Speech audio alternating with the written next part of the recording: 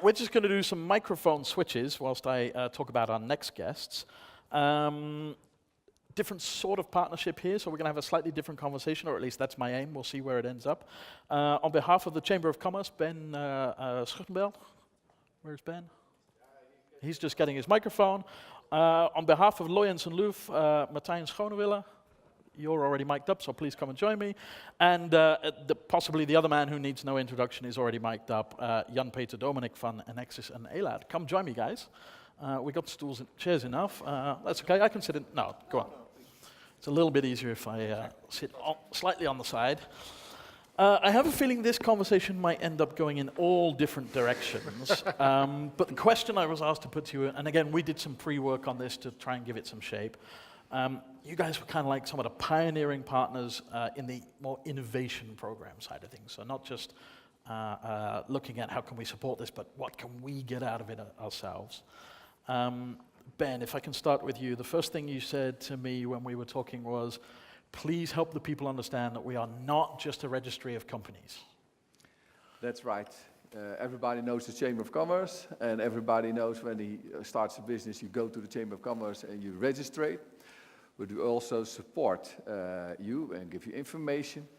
So why did we join the Blockchaingers? Also to learn about blockchain and tell the SMEs in Holland about the opportunities blockchain can give.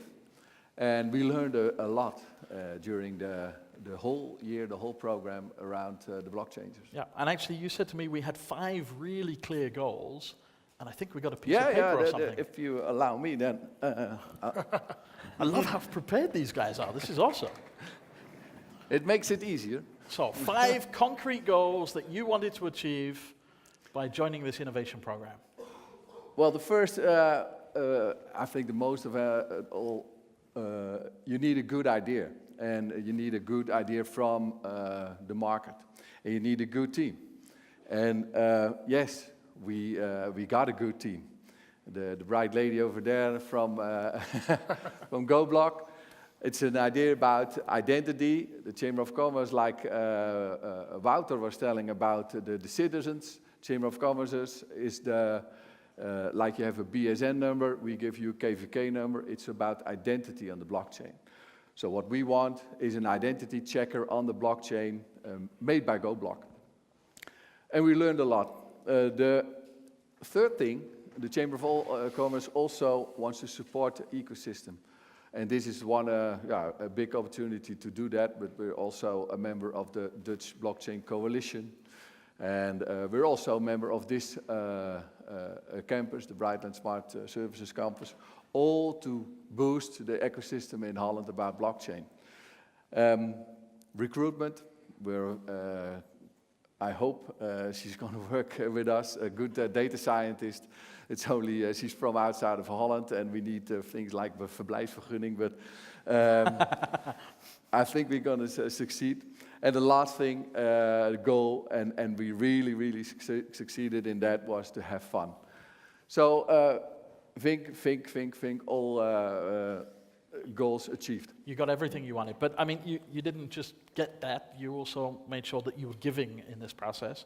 I seem to remember you telling me you actually hosted your own meetup for the the D&I program beforehand in order to, get out there, start getting people connected before the hackathon itself. What else did you get through this program, or did you create? Before or after or during the whole program? Yes.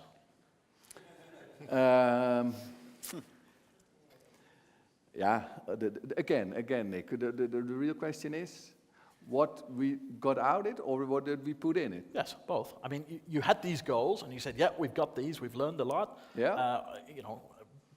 What did you learn, but also what were you giving back to the people in that hackathon and in those meetups? And well, what maybe about the Chamber of Commerce and blockchain, a lot of people thought a few years ago, well, blockchain, it will be the end of the Chamber of Commerce, KVK. What we learned, and we also learned the community, well, you need within the blockchain still an oracle, a party who says this company really exists. and you can, and there's one party who proves or can attest that. And that's what we learned, but what you also tell the people that we learned them. And as a Chamber of Commerce, we help you to start up and to give you information about when you start a business. We have a lot of information. And I hope we guided those teams during the hackathon to get better ideas, because that's what happens in this hackathon. There's a lot of interaction between the challenge owner and the teams, and that's good for the result. I mean, one of your goals as the KVK is, of course, to help create economic impact, right? You're there to help companies that are newly born, and whether that's from a completely fresh entrepreneur or somebody's 27th company, it doesn't matter. It's a new entity, and it's got to get out there in the world and do stuff. That's not necessarily a blockchain impact, right? That's not the part of your work that's going to go away because the companies are registered on new technology. But one of the things you said to me is you've discovered some new challenges that, it's not just about the tech. In fact, maybe the tech is the easier part. And you said it's about finding good partnerships. Yes, it is. And also Wouter tells about culture, and if you want to innovate, what Wouter tells, I can do it by my desk and on my own. It won't work. So, especially with blockchain, you need knowledge from outside. You need knowledge from all over the world. You need knowledge of other people, and that's with hackathon. Yeah, you get them on a plate for you, real easy. And they bring also the proof within the Chamber of Commerce that blockchain can work. But that's the year of the truth now. Yeah. Because again, you have the same challenge as the Ministry, of course. This can only work at scale. There's no, you can have a prototype version, but when you hit the go live button, it has to work as real, safe and secure. Yeah. We can't, make mistakes. Yeah. Last comments. What's next? Two things. This year we make the prototype about identity on the blockchain. Is this company, who's this company, and is it really existing? Next year we want to bring it on the market. And the second thing I want to tell is in the end of November, 30 November, 1st of December, we got in this beautiful campus, Peter, together with the campus, a big hackathon. All right. So the KVK and a Hack for Smart Services hackathon. So anybody who wants to find out more about that, join that hackathon, should come and find you at the barbecue. You can find me at the barbecue, and it will be very nice, like Groningen too. Fabulous. Just a little bit warmer and sunnier by the look of things. In November, Oh yeah, maybe that. Yeah, okay, never mind. Martijn. Yes. I asked you, is there anything I should not ask? And you said, hell no, anything goes. Exactly. Are you ready? Sure. What's the meaning of life? Meaning in life. There is a correct answer in this room. Yeah, no, sure. And I could think of, but perhaps for me, or for us, for me personally, I think trying to contribute and try to make things better, and admittedly, from a Is he actually going to give me a straight answer to a really stupid question? That's awesome. As a lawyer, sometimes considered to be business prevention team, at least that's something you just mentioned. And I think that was basically what we wanted to achieve. You're talking about meaning of life. I'm bringing it back to blockchain. For some of which blockchain might be the meaning of life. I think it was really to contribute and to see what we can learn, but also what we could bring. We're a bit of an odd animal, being an international law firm. We have around 800 advisors, tax, corporate, and civil law notaries. Also sometimes mentioned as a group of people who might disappear, dinosaurs, but perhaps there might be a new future for them in view of blockchain. So we really started this because we were looking at blockchain already for a year ago, and I hate to say it, especially in this room, but when we first obviously came in touch with blockchain, it was with bitcoins and cryptos. That was already years ago, and over time we got connected through the Dutch Authority for the Financial Markets, also one of the partners, and we got involved in this. And let's say it's like like oil within the organization. It just spread out, and that's why it was great to be ultimately with around 11 lawyers at the Blockchaingers Hackathon, which was quite a new experience, a great one, but it was quite a new experience. And also in our back office, we had, let's say, people, because the number of questions all the participants brought to us was great. And that in itself led to great interaction of, getting a lot of things back. Yeah. And you touched on it already. You said in our pre-conversation, people talk about, the notary business will disappear, and like you, I think that just means the notary's job will change. That there's probably something out there related. And you said, of course, everybody wants to talk about smart contracts now. That fits within the legal system, Sure. but that's already making sense. But there's a couple of elements where you said, from the participants and the teams in that hackathon and the ones you've seen since. There's two common themes that nobody is talking about from their own perspective, and that was the international law, because of course there is no need for any blockchain solution to stay within a national boundary. And of course the one that we hate the most, which is tax. What have you been learning about those? True. No, perhaps let's say first, or maybe I should start with the most difficult one, the tax question. Because when you talk about taxes everywhere, it's also something which is really big in the news nowadays. Not only about, let's say, base erosion and profit shifting, which is very topic in, let's say, the financial press. But let's say, when you talk about blockchain and blockchain-based solutions, and the question is, where are we based and where do you find taxes? But always, one thing is sure, the taxman will always find you. So it's something good to keep in mind and to start thinking about it. There are a lot of challenges, because if you talk about tax, I as a banking lawyer, I always say, okay, it's tax, and then I refer them to my zillion tax colleagues who can probably advise on it. But let's say it's about not only income tax when you employ people, but also just company tax or VAT when you're rendering services. All those types of things, it's good to keep in mind. The international aspect, I think that is something which is more of interest, because that's the great thing about blockchain. It doesn't stop at the borders. However, currently in our situation, laws still do. At least you have universal laws, obviously. Ethical aspects, which will be addressed next year. So more universal law aspects. But typically, you need to look at the international components as well. We try to do it by participating. We have Swiss offices, so Crypto Valley Association in Luxembourg. We work on ICO reports and token reports on an EU-based. And in the Netherlands, we by cooperating with Blockchaingers. But all those kind of things, you just need to throw it in the mix to make sure that there gets something universal. Because currently, each and every one of us, we need to consider, is it Dutch?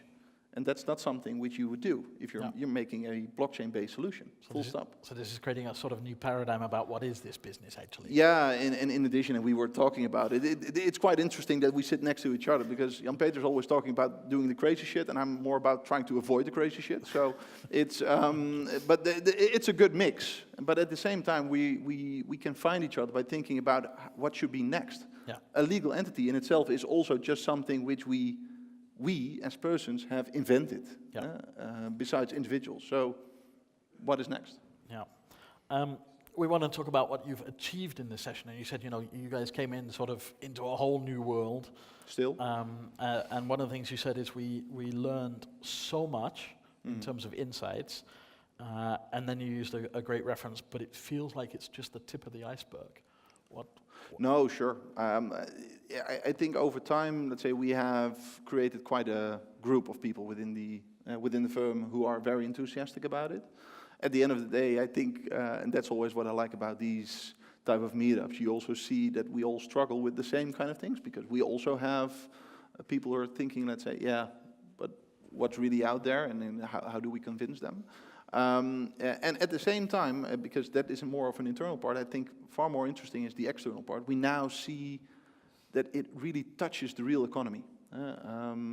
It's definitely not something only, we already saw some great incumbents, Noon Vattenfall, but also ministries putting in a lot of efforts, but we see that it's really widespread.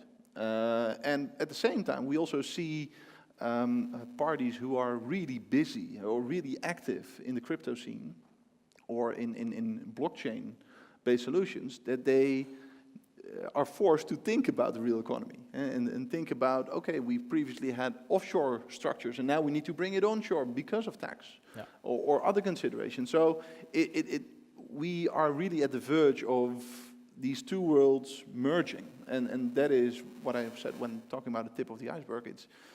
And that's really interesting.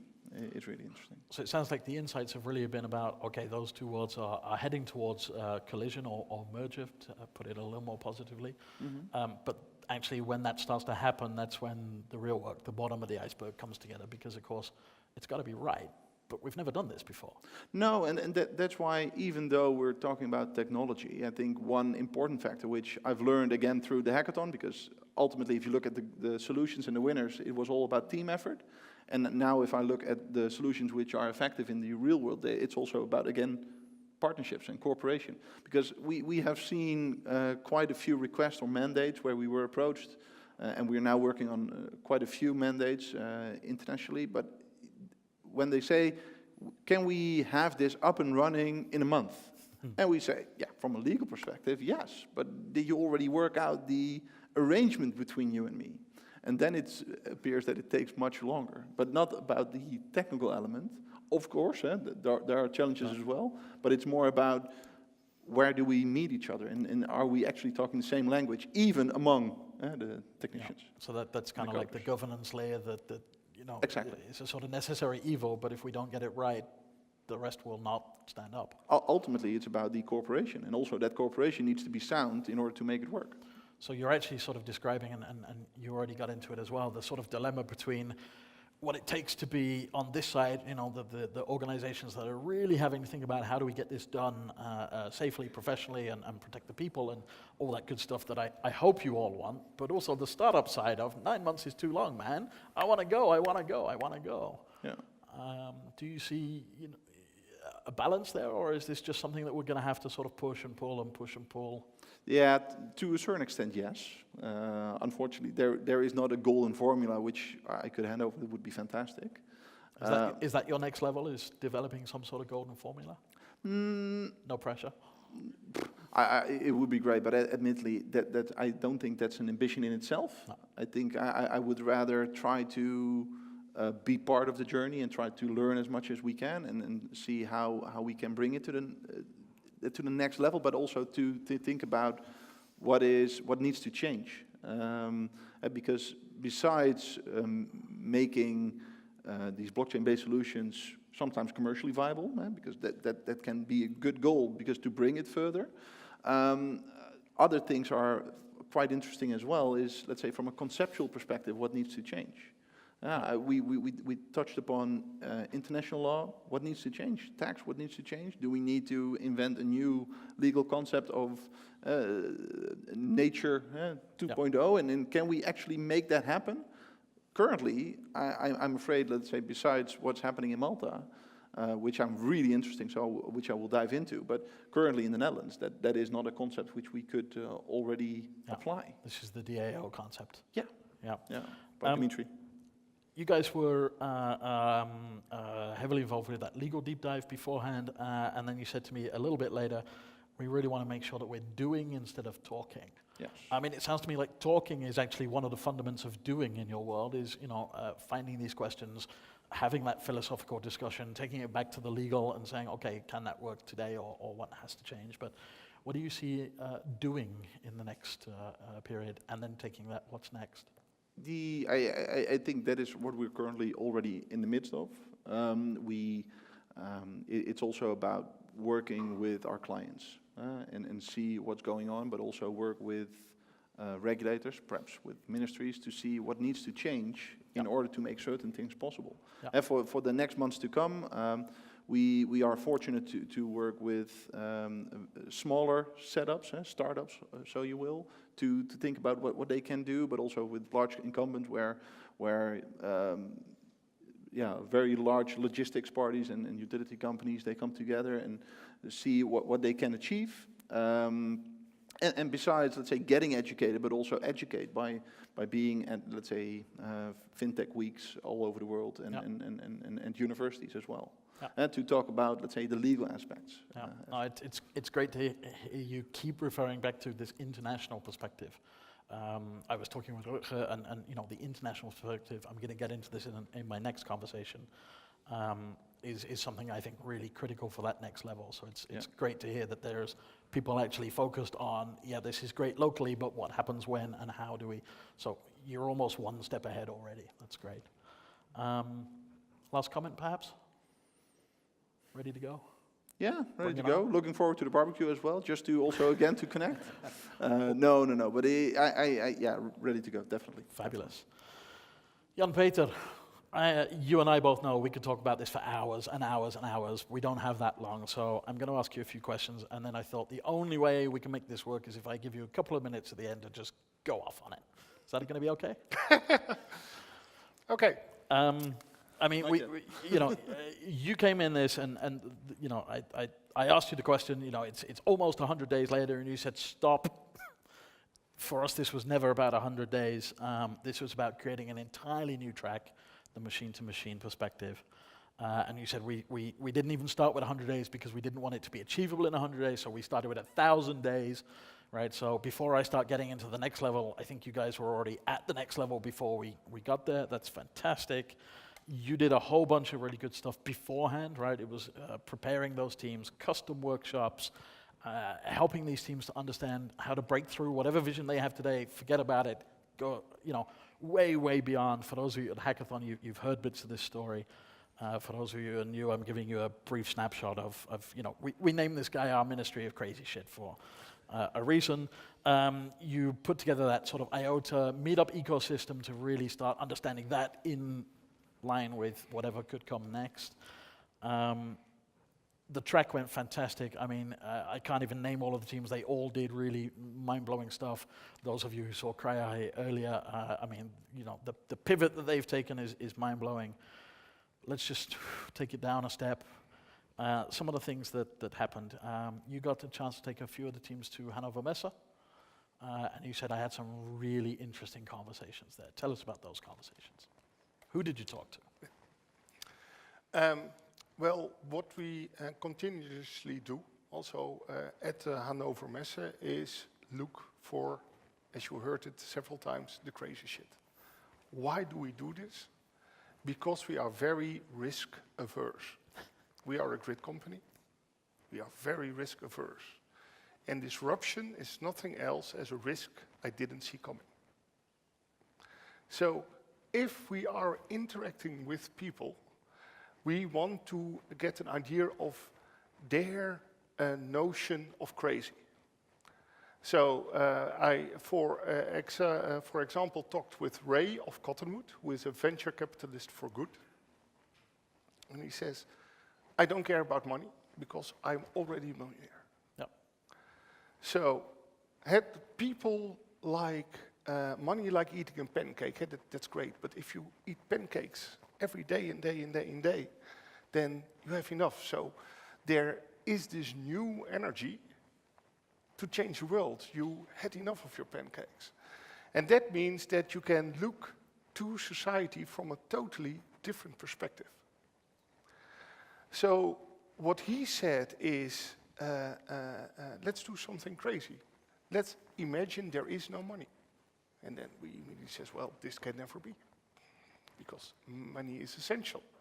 But then we think back 400 or 500 years ago, where we were a very religious country, and everything was about our thinking of God. And then somebody said, well, maybe God doesn't exist. And we said, that was crazy. And it took us hundreds of years to come to different perspectives, to place it in another balance. Well, what these technologies can do for us is to place things in a different perspective. We are talking about companies, but you also can see communities. Communities are people who are passionate about the topic, who want to help each other, and they work around the world. So At the start of this session, I had a very nice conversation during lunch about food. You have basically healthy food and cheap food. And the difference between that is money. But what would happen if there is a community that really likes the thought that they and all their friends can eat healthy food? And they would start building algorithms that help the farmers to see what happens on their crops, and that they can predict how to do better crops, that they can help cities to build the food inside, and maybe in the first step build restaurants with only healthy food. And if this community is only driven by this thought, and is giving this away as open source for free, not because they want to become millionaires, because they want to help society. If you think back to the talk of Dimi, then he was talking about AI DAOs, self-owned assets, public utility networks. Those are things we have a hard time to imagine, but we can build them. So technology is one step ahead of us. So what I'm very passionate about and what's happening during those hackathons and also in the preparation towards those hackathons is that we can talk about new mechanisms that are already buildable. So if you think about the stories of, for example, free foods, you say, yeah, well, in 500 years. If you look to the technology, it's already there. We only have to understand it. We are still believing that we are living in a world where there's a tragedy of the commons. That was a paper in 1967. A community of intrinsic motivated people can be a commons. The 9 teams in the machine-to-machine track were thinking about how can I build a commons? Yeah. Because machines interacting with machines, if you build the machines, if you build the ecosystems, the people who build it decide on the narrative. Yeah. So it's a new, completely freedom that we do not understand. But you see it in the fire of the eyes of the people who get it. It was great to have Team Crya because it's an incredible startup that worked for big companies, so they were the master of business case. And we had a tough time. I remember Tobias saying, JP, stop talking because my head is going to explode. But in anybody got that feeling? But in the end, he danced. Yeah. His team danced because he said, now we get it, now we get it. Yeah. What you actually said to me in our pre-conversation was helping people, like the guys from Crya, I guess, and Oddbot and the rest, just not thinking about the incremental, the faster, the better, and screw the business case, your words, not mine. Go for radical and daring by putting a case for the better world, creating that vision, and then bringing that back to the narrative of the machine-to-machine, which is already doable. Yeah. So not going this way, but actually starting way over there and coming back this way. Yeah, and that's by challenging every assumption you have. Because if you ask a question nobody has asked ever before, you're seeing a part of the world where never people didn't look. Yeah. And then you find new room for exploration. So it's not that I hate business cases, but business cases narrow our scope. Yeah. I don't know if people already read Trent's paper on Nature 2.0 on Medium. Please do. Dimi and I were allowed to contribute a bit to that story, so it's also, but please do. Basically, also a thing we shared during the hackathon. If you look outside, there are 8.7 million species on this world. They all have working ecosystems for housing, for food, for transportation, for energy. None of those ecosystems depend on money, on ownership, on identity like we frame it. And if you look for the right examples, there are even ecosystems that are not based on scarcity. they are already out there. So that makes us the odd one out. We are doing a very strange thing. Yeah. You mentioned the Nature 2.0 paper, but when we were talking, you said actually one of the outputs from being in this program and being able to think so, or trying as hard as possible to think so open, you said, co-wrote or contributed to the papers of Nature 2.0, artificial intelligence for energy planning, and then you really hit me, and maybe this is the nod towards the future. What happens when you take blockchain and artificial intelligence and you start mixing that together? Yeah. We got a bit of a hint from Dimitri earlier. Yeah. By the time you throw in a DAO in that mix, Now, yeah. is this where the world is going? Well, this is at least where our exploration is going. And if you're sitting in a room or watching on the camera and say, okay, I'm really passionate about it, this is what we are going to do in the preparation of the hackathon. So we are looking for people who are passionate about these things, and we want to create building blocks. We want to create sessions, additional sessions, also on the great work of Rutger, to work on the narratives, to build a code that we put there on GitHub, so that we get some understanding of AI DAOs, self-owned autonomous assets, public utility networks. We have to discover those new forms, and this is what we're going to do. And the merger of AI and blockchain is one very important thing of this. Yeah. So this is what we're passionate about. And this blows my mind again. We've been talking all day. Rutger said it in the beginning. Every time we get into a new season, it feels like we're starting a new chapter, but we're discovering, how tip of the iceberg. Your comment was fantastic. We've got the same going on in the AI world, right? There's a conference somewhere in the world having exactly this conversation about AI right now, and you guys are already talking about how to merge these things together. That's like pioneering on top of pioneering. That's before we get into any of the other new technologies that are fundamental technologies out there.